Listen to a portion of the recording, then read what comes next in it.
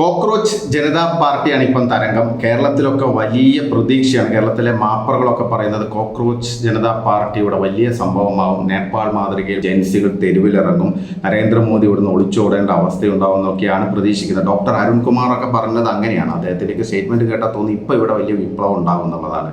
സത്യത്തിൽ ഈ cockroach Janata party എന്ന് പറയുന്ന പാർട്ടി അവർക്കൊരു പോസിറ്റീവ് വശമുണ്ട്. എന്താണെന്ന് പറഞ്ഞാൽ അവർ അഖണ്ഡ ഭാരത സങ്കല്പത്തിൽ മുന്നോട്ട് പോകുന്ന ഒരു സെറ്ററിക്കൽ പൊളിറ്റിക്കൽ എസ്റ്റാബ്ലിഷ്മെന്റ് ആണ്. കാരണം അഭിജിത്ത് ദീപ്കയുടെ ഏറ്റവും വലിയ ലക്ഷ്യം തന്നെ പാകിസ്ഥാനെയും ഇന്ത്യയെയും അതുകൂടാതെ ബംഗ്ലാദേശിനെയൊക്കെ ഒരുമിപ്പിച്ച് മുന്നോട്ട് കൊണ്ടുപോകുക എന്നുള്ളത്. അതിൽ ഏറ്റവും വലിയ റിസൾട്ടാണ് അവരുടെ ഫോളോവേഴ്സ്. ഓരോ ദിനവും ഉദിച്ചുയരുന്ന അല്ലെങ്കിൽ കുതിച്ചുയരുന്ന ഫോളോവേഴ്സ് എവിടെ നിന്നാണ് വരുന്നത് കൃത്യമായിട്ട് നോക്കിയാൽ മനസ്സിലാക്കാൻ സാധിക്കും. അവരുടെ ഫോളോവേഴ്സിൽ നല്ലൊരു ശതമാനം, ഏറിയ പങ്കും ബംഗ്ലാദേശ്, പാകിസ്ഥാൻ തുടങ്ങിയ രാഷ്ട്രങ്ങളിൽ നിന്നാണ്. തുർക്കിയിൽ നിന്നൊക്കെ ഉണ്ടെന്നാണ് കേൾക്കുന്നത്. പക്ഷെ എന്നാലും ബംഗ്ലാദേശും പാകിസ്ഥാനെയൊക്കെ ഇന്ത്യയുടെ ഒരു മൂവ്മെന്റിന് വേണ്ടി കൂടെ ചേർത്ത് മുന്നോട്ട് കൊണ്ടുപോവുകയാണ് ഈ കോക്രോച്ച് ജനതാ പാർട്ടി. അപ്പം കോക്രോച്ച് ജനതാ പാർട്ടി എന്ന് പറയുമ്പോൾ ഒരു അഖണ്ഡ ഭാരത സങ്കല്പവുമായി മുന്നോട്ട് പോകുന്ന ഒരു പൊളിറ്റിക്കൽ എസ്റ്റാബ്ലിഷ്മെന്റ് ആണ് എന്ന് തന്നെ ആദ്യം പറയേണ്ടി വരും. പിന്നെ മറ്റൊരു കാര്യം, ഈ കോക്രോച്ച് ജനതാ പാർട്ടി ലക്ഷ്യം വെക്കുന്ന കുറെ സെറ്ററിക്കൽ ആയിട്ടുള്ള അവരുടെ മാനിഫെസ്റ്റോ അല്ലെങ്കിൽ ഒബ്ജക്റ്റീവ്സ് ഉണ്ട്. അത് എന്താണെന്നുള്ളത് വായിച്ചാൽ എല്ലാവർക്കും മനസ്സിലാവും. അതായത് BJP വിരുദ്ധത മാത്രമേ ഈ ഒരു പൊളിറ്റിക്കൽ എസ്റ്റാബ്ലിഷ്മെന്റിനുള്ളൂ. ബാക്കി പൊളിറ്റിക്കൽ പാർട്ടീസിനെ ഒന്നും അവർ തൊടാനേ തയ്യാറല്ല. സ്വാഭാവികമായിട്ടും ഇത് BJP വിരുദ്ധ പ്ലാറ്റ്ഫോം എന്ന് തന്നെ പറയേണ്ടി വരും. അവിടെ തന്നെ അവരുടെ ഒരു പരാജയം സംഭവിച്ചിരിക്കുന്നു എന്നുള്ളതാണ്. ഒരു ട്രൂ ആയിട്ടുള്ള വളരെ ഫെയർ ആയിട്ടുള്ള ഒരു മൂവ്മെന്റ് ആയിരുന്നെങ്കിൽ, ഒരു യൂത്ത് മൂവ്മെന്റ് ആയിരുന്നെങ്കിൽ അതിൽ വലിയൊരു സ്വീകാര്യത ആ ഒരു മൂവ്മെന്റിന് ലഭിക്കാനുള്ളൊരു സാധ്യത ഉണ്ടായിരുന്നു. ഇതെന്ന് പറഞ്ഞു കഴിഞ്ഞാൽ ഓൾറെഡി നരേന്ദ്രമോദി എതിർക്കുന്ന, BJP എതിർക്കുന്ന ദേശവിരുദ്ധ മനോഭാവമുള്ള കുറെ ജിഹാദി മൈൻഡ് സെറ്റും അർബൻ നക്സൽ മൈൻഡ് സെറ്റുള്ള ആളുകളാണ് ഇതെല്ലാം സബ്സ്ക്രൈബ് ചെയ്തിരിക്കുന്നത് അല്ലെങ്കിൽ ഫോളോ ചെയ്തിരിക്കുന്നത്. പിന്നെ ബാക്കി പാകിസ്ഥാൻ, ബംഗ്ലാദേശ് തുടങ്ങിയ രാഷ്ട്രങ്ങളിൽ നിന്നുള്ള ആളുകൾ ഇന്ത്യ എങ്ങനെയെങ്കിലും തകർക്കുക, ഇതൊരു അമേരിക്കൻ പ്രൊജക്റ്റ് ആണെന്നുള്ളത് എല്ലാവർക്കും അറിയുന്ന കാര്യം. കാരണം അമേരിക്കയ്ക്ക് ഇന്ത്യയിൽ ഒരു ദുർബല ഭരണാധികാരിയാണ് വേണ്ടത്.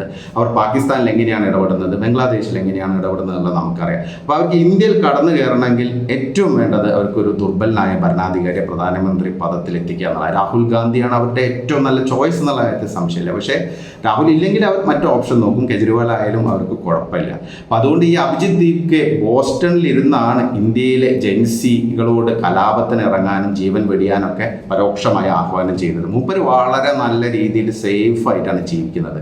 എന്നിട്ടാണ് ആരോപണങ്ങൾ ഈ രീതിയിൽ ഉന്നയിക്കുന്നത്, ഇത്തരം സംഭവങ്ങൾ പടച്ചുവിടുന്നത്. ഈ ജർമ്മൻ ബുൾഡോഗിന്റെ മറ്റൊരു വേർഷൻ എന്ന് വേണമെങ്കിൽ നമുക്ക് പറയാൻ സാധിക്കും. പിന്നെ ഇയാളാണെങ്കിൽ 2020 മുതൽ 2023 വരെ ആം ആദ്മി പാർട്ടിയുടെ സോഷ്യൽ മീഡിയ ടീമിൽ ഉണ്ടായിരുന്ന ആളാണ്. ഈ CAA വിരുദ്ധ സമരത്തിൽ ഏറ്റവും വലിയ റോള് വഹിച്ച ഒരു പാർട്ടിയാണ് ആം ആദ്മി പാർട്ടി. അവരുടെ നേതാവൊക്കെ ജയിലിലൊക്കെ പോയിട്ടുണ്ട്. അപ്പം സ്വാഭാവികമായിട്ടും അതിലൊക്കെ പങ്കാളിയായ ഒരുത്തനാണ് ഈ പറയുന്ന അഭിജിത്ത് ദീപ്കെ. അപ്പോൾ അഭിജിത്ത് ദീപ്കെ എന്ന് പറഞ്ഞാൽ കെജ്രിവാളിൻ്റെ സ്വന്തം ആളാണ്. അപ്പോൾ ഇത് ബേസിക്കലി ഒരു പ്രതിപക്ഷത്തിൻ്റെ ഒരു അവസാന ശ്രമമാണ്. കാരണം മോദിയെ എങ്ങനെയെങ്കിലും താഴെ ഇറക്കണം. അതിനുവേണ്ടി കുറേ ശ്രമങ്ങൾ അവർ നടത്തി. CAA വിരുദ്ധ സമരം ഉണ്ടായിരുന്നു, അത് പൊളിഞ്ഞു പോയി. പിന്നെ അത് കഴിഞ്ഞിട്ട് കർഷക സമരം, അതും പൊളിഞ്ഞു പോയി, 8 നിലയിൽ പൊട്ടി. പിന്നെ അത് കഴിഞ്ഞിട്ടാണെങ്കിൽ ഇടയ്ക്ക് ലഡാക്കിൽ കുറേ പ്രശ്നങ്ങൾ ഉണ്ടാക്കാൻ നോക്കി, അതൊന്നും ഏശിയില്ല. പിന്നെ രാഹുൽ ഗാന്ധി ആണെങ്കിൽ ഇങ്ങനെ വോട്ട് ചോരി എന്ന് പറഞ്ഞിട്ട് ജൻസികളോട് തെരുവിലിറങ്ങാൻ പറഞ്ഞു. ഒരാളും മൈൻഡ് ചെയ്തില്ല എന്നതാണ് ഒരു വസ്തുത. കുറേ ഇവരുടെ അനുയായികളും അണികളും ഇത് വലിയ സംഭവമാണെന്ന് പറഞ്ഞ് നടക്കുന്നില്ല. അതിപ്പം തന്നെ ഈ ഫോളോവേഴ്സിനെ നമ്മൾ നോക്കുകയാണെങ്കിൽ, ഈ പറയുന്ന കോക്രോച്ച് ജനതാ പാർട്ടിക്ക് പിന്നിൽ നിൽക്കുന്ന ഫോളോവേഴ്സിനെ നമ്മൾ നോക്കുകയാണെങ്കിൽ, അവരെ ഫോളോ ചെയ്യുന്ന, അവരെ അപ്ഹോൾഡ് ചെയ്ത് പോകുന്ന ആളുകളെ നോക്കി അവരുടെ സ്വഭാവം നമുക്ക് മനസ്സിലാക്കാൻ സാധിക്കും. ഒന്ന് ജിഹാദി മൈൻഡ് സെറ്റുള്ള ആളുകളാണ്. അവരുടെ പഴയ പോസ്റ്റുകളൊക്കെ നോക്കി എല്ലാം ജിഹാദി ഓറിയന്റഡ് ആയിട്ടുള്ള പൊളിറ്റിക്കൽ പോസ്റ്റുകളാണ്. അത് ഒരു വിഭാഗം. പിന്നെ മറ്റൊരു വിഭാഗം എന്ന് പറയുന്നത് ഈ urban Naxal left, extreme left mind സെറ്റുള്ള ആളുകൾ. അപ്പം സ്വാഭാവികമായിട്ടും ഹൈലി പൊളിറ്റിക്കൽ ആയിട്ടുള്ള ഒരു കമ്മ്യൂണിറ്റിയാണ് ഇപ്പോൾ ഈ കോക്രോച്ച് ജനതാ പാർട്ടിക്കൊപ്പം നിൽക്കുന്നത്. വിവിധ പൊളിറ്റിക്കൽ പാർട്ടീസിന്റെ ആളുകൾ ഉണ്ടായിരിക്കും, അല്ലെങ്കിൽ ഈ പറയുന്ന യുവാക്കൾ ഉണ്ടായിരിക്കും, ജൻസികൾ ഉണ്ടായിരിക്കും. സ്വാഭാവികമായിട്ടും BJP വിരുദ്ധത എന്ന് പറയുന്ന ഒരൊറ്റ ലക്ഷ്യം മുൻനിർത്തി ഉള്ള ആളുകളാണ് ഇപ്പോൾ ഈ കോക്രോച്ച് ജനതാ പാർട്ടിക്കൊപ്പം നിൽക്കുന്നത്. നമ്മൾ നോക്കിയാൽ തന്നെ അവരുടെ പ്രധാനപ്പെട്ട അവരുടെ സപ്പോർട്ടേഴ്സ് എന്നൊക്കെ പറയുന്ന ചില പൊളിറ്റിക്കൽ ലീഡേഴ്സ് നോക്കുകയാണെങ്കിൽ എല്ലാ പൊളിറ്റിക്കൽ പാർട്ടിയിൽ നിന്നുണ്ട്. BJP വിരുദ്ധ എല്ലാ പൊളിറ്റിക്കൽ പാർട്ടിയിൽ നിന്നുണ്ട്. മഹുവ മൊയ്ത്ര, അതുകൂടാതെ കശ്മീരിലെ മുൻ മുഖ്യമന്ത്രി മെഹബൂബ മുഫ്തി, പിന്നെ അരവിന്ദ് കെജ്രിവാൾ 2 ആഴ്ച മുമ്പ് കൃത്യമായിട്ട് പറഞ്ഞു ജൻസി തെരുവിലിറങ്ങണം, കലാപം ഉണ്ടാക്കണം, അധികാരം മാറണമെങ്കിൽ ജെൻസിക്ക് മാത്രമേ പറ്റുള്ളൂ, ഞാൻ എല്ലാ സപ്പോർട്ടും നൽകുന്നു എന്ന് പറഞ്ഞു. രാഹുൽ ഗാന്ധി തുടർച്ചയായിട്ട് പറഞ്ഞുകൊണ്ടിരിക്കുക ജെൻസി ഇറങ്ങണം, എന്നെ കൊണ്ട് ഇത്രയൊക്കെ പറ്റുള്ളൂ, ജെൻസി പോയിട്ട് പ്രശ്നം ഉണ്ടാക്കണം, എന്നിട്ട് നിങ്ങൾ ഈ പറയുന്ന ജീവനൊക്കെ വെടിഞ്ഞു കഴിഞ്ഞാൽ രാജ്യത്ത് വലിയ മാറ്റം ഉണ്ടാവും, അങ്ങനെയാണെങ്കിൽ എനിക്ക് പ്രധാനമന്ത്രിയാകാൻ പറ്റും. ഇങ്ങനെയുള്ള സ്റ്റേറ്റ്മെൻറ്റ് എത്രയോ തവണ രാഹുൽ ഗാന്ധി പറഞ്ഞിട്ടുണ്ട്. എല്ലാ നേതാക്കളുടെ ഒരു ടോൺ ഒരേ രീതിയിലാണ്. ഇപ്പോൾ ശശി തരൂർ പറയുന്നത് മികച്ച സാഹചര്യമാണ്, ഈ സാഹചര്യം മുതലാക്കണമെന്നാണ് അദ്ദേഹം പറഞ്ഞിരിക്കുന്നത്. കാരണം ഈ ജെൻസി ഒരു ആങ്കർ വരികയാണെങ്കിൽ അത് യൂട്ടിലൈസ് ചെയ്യാൻ സാധിക്കണം എന്നൊക്കെയാണ്. അപ്പോൾ ഇവരുടെയൊക്കെ ഒരു ടോൺ എന്ന് പറഞ്ഞാൽ മമതാ ബാനർജി പറഞ്ഞത് മോദി ഉടൻ അധികാരത്തിൽ നിന്ന് പുറത്തു പോകുന്നുള്ള, ബംഗാളിൽ തകർന്ന് തരിപ്പണായി നിൽക്കുമ്പോഴും പറയുന്നത് ഇതാണ്. അപ്പോൾ ഇതൊരു കൺസേർട്ടഡ് ആയിട്ടുള്ള ഒരു എഫേർട്ട് തന്നെയാണ്. അമേരിക്കൻ കൺട്രോളിൽ ഇപ്പോൾ സോറോസൊക്കെ നമുക്കറിയാം എത്രത്തോളം വലിയ ഫണ്ട് കൊടുക്കുന്നുണ്ട് എന്നുള്ളത്. അപ്പോൾ ഇതൊരു വലിയ പ്രൊജക്റ്റ് തന്നെയാണ്. കാരണം ഇന്ത്യയെ തകർക്കുക, ദേശവിരുദ്ധ ശക്തികൾക്ക് പിന്തുണ നൽകി മുന്നോട്ട് പോവുക എന്നുള്ളതാണ്. ഇപ്പം ഇവർ ഉന്നയിക്കുന്ന കോസുകൾ എന്ന് പറയുന്നത് വളരെ ഏകപക്ഷീയമായ സംഭവങ്ങളാണ്. സ്വാഭാവികമായിട്ട് ഒബ്ജക്റ്റീവായിട്ടല്ല ഇവരുടെ ആ ഒരു കോസസ് ഒന്നും വരുന്നത്. അപ്പം അതുകൊണ്ട് തന്നെ ഇതിൻ്റെ ഒരു ഫേക്ക് പ്രൊപ്പഗൻഡയാണ് ഇതെന്നുള്ളത് എല്ലാവർക്കും മനസ്സിലാക്കാൻ സാധിക്കും. അപ്പം വളരെ ശക്തമായ നടപടി തന്നെ തുടക്കത്തിൽ തന്നെ സ്വീകരിക്കണം. ഇത്തരം മൂവ്മെൻറ്റുകൾക്കൊന്നും ഒരു തരത്തിലും ഒരു ജീവൻ കൊടുക്കാൻ അവസരം ഉണ്ടാക്കരുത്. കാരണം ഇന്ത്യ എന്ന് പറയുന്ന രാഷ്ട്രത്തിൻ്റെ ഏറ്റവും വലിയ ബ്യൂട്ടി എന്ന് പറഞ്ഞാൽ അതിൻ്റെ ഡെമോക്രസിയാണ്. അതുകൂടാതെ ഇവിടുത്തെ ഭരണ സംവിധാനം ഈ രീതിയിലുള്ള ഒരു സ്ട്രോങ് ആയിട്ടുള്ള ഒരു കൺട്രി ആയിട്ട് മാറിക്കൊണ്ടിരിക്കുകയാണ്. അപ്പോൾ അതുകൊണ്ട് തന്നെ നരേന്ദ്രമോദിയെക്കുറിച്ച് ഇവർക്ക് വലിയ അറിവില്ല എന്ന് തന്നെ പറയേണ്ടി വരും. കാരണം നരേന്ദ്രമോദിയുടെ ഒരു സോഫ്റ്റ്വെയർ വേർഷനാണ് ഇപ്പോൾ ഇവർക്ക് മുമ്പിലുള്ളത്.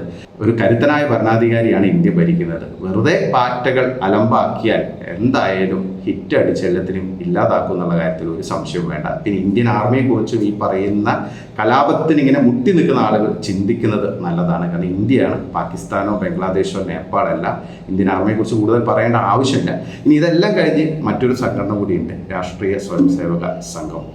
ആ സംഘടനയ്ക്ക് എത്രത്തോളം ഈ പറയുന്ന ഇന്ത്യയിലെ ബഹുഭൂരിപക്ഷം വരുന്ന ജെൻസികൾക്കിടയിൽ ഇൻഫ്ലുവൻസ് ഉണ്ടെന്നുള്ളത് നിങ്ങൾക്ക് മനസ്സിലാവില്ല പെട്ടെന്ന്. കാരണം സോഷ്യൽ മീഡിയയിലെ ഫോളോവേഴ്സ് അനുസരിച്ചല്ല ആ സംഘടനയുടെ പ്രവർത്തനം. ഡോർ ടു ഡോർ ആയിട്ടാണ് അവരുടെ പ്രവർത്തനം. ഓരോ വീടുകൾ കയറിയാണ്, അവർക്കൊപ്പം സഞ്ചരിച്ചാണ് ആ സംഘടന പ്രവർത്തനം നടത്തുന്നത്. 2012 ഇന്ത്യ അഗെയിൻസ്റ്റ് കറപ്ഷൻ എന്നുള്ള രീതിയിൽ അണ്ണാ ഹസാരെ കൊണ്ടുവന്ന ആ ഒരു മൂവ്മെൻറ്റ് വളരെ വലിയ മാറ്റമാണ് രാജ്യത്തുണ്ടാക്കിയത്. കറപ്റ്റഡ് ആയിട്ടുള്ള ഒരു ഗവൺമെൻറ്റിനെ പുറത്താക്കി, അതും വളരെ ജനാധിപത്യ രീതിയിൽ സമാധാനപരമായിട്ടുള്ള ഒരു മൂവ്മെൻ്റ് ആയിട്ടാണ് അത് പരിവർത്തനം ചെയ്യപ്പെട്ടത്. അതിൻ്റെ റിസൾട്ടായിരുന്നു പിന്നീട് BJP അധികാരത്തിൽ വന്നതൊക്കെ. പക്ഷേ ഈ മൂവ്മെൻറ്റിനെ സപ്പോർട്ട് ചെയ്തത്, ഏറ്റവും കൂടുതൽ സപ്പോർട്ട് ചെയ്യുക അല്ലെങ്കിൽ ആ മൂവ്മെൻറ്റ് വിജയിക്കാൻ കാരണം RSSൻ്റെ അകമഴിഞ്ഞ പിന്തുണ തന്നെയാണ്. അതൊരു ദേശീയ താല്പര്യം മുൻനിർത്തിയുള്ള ഒരു മൂവ്മെൻ്റ് ആയിരുന്നു. അപ്പോൾ സ്വാഭാവികമായിട്ടും രാഷ്ട്രീയ സ്വയംസേവക സംഘം അന്ന് നടത്തിയ ദൗത്യം അത് എത്രത്തോളം വലുതായിരുന്നു എന്നുള്ളത് നമുക്ക് കൃത്യമായിട്ട് ഇപ്പോൾ മനസ്സിലാവും. സ്വാഭാവികമായിട്ടും അതേ രീതിയിലൊരു സംഭവം ഇവിടെ ആവർത്തിക്കാനൊക്കെയാണ് ഇപ്പോൾ ഈ കോക്രോച്ച് ജനതാ പാർട്ടി വഴി ശ്രമിക്കുന്നത് പ്രതിപക്ഷം. പക്ഷേ അവർക്ക് തെറ്റി, അവർക്ക് കാര്യം മനസ്സിലായിട്ടില്ല. ഒന്നാമത് ഈ പറയുന്ന പൊളിറ്റിക്കൽ പാർട്ടീസിനൊന്നും ഒരു തരത്തിലുള്ള ഒരു അപ്പീലും ഇന്നത്തെ യുവാക്കൾക്കിടയിലില്ല എന്നതാണ്. പിന്നെ ഈ പറയുന്ന കോക്രോച്ച് ജനതാ പാർട്ടിയുടെ പൊളിറ്റിക്കൽ ബാക്കപ്പ് എന്താണെന്നുള്ളതും സുവ്യക്തമായി മനസ്സിലായിരിക്കുന്നു. അതുകൊണ്ട് തന്നെ വെറുതെ ഈ പാർട്ടികൾ പ്രശ്നമുണ്ടാക്കാതെ പിരിഞ്ഞു പോകുന്നതായിരിക്കും നല്ലത്. അല്ലെങ്കിൽ പാർട്ടികളുടെ അവസ്ഥ അതിദയനീയമായിരിക്കും.